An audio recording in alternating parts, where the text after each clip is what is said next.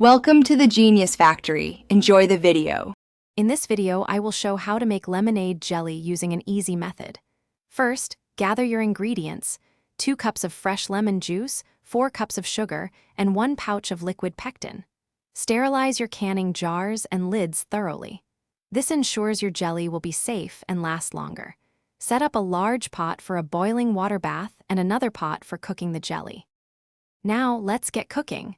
Pour the lemon juice and sugar into your large saucepan. Place it over high heat. Stir continuously until all the sugar completely dissolves and the mixture comes to a full, rolling boil that cannot be stirred down.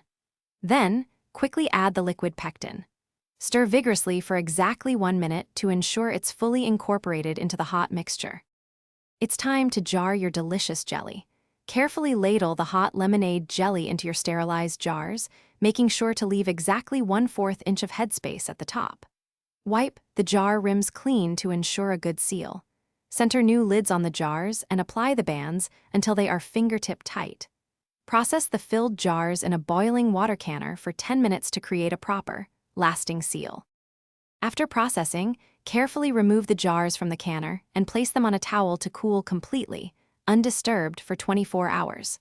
Once cooled, check for a proper seal. The lids should be concave and not flex when pressed.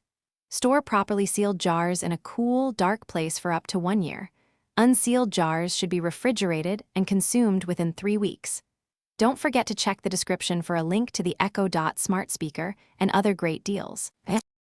Thanks for watching. If you found this helpful, don't forget to like and subscribe.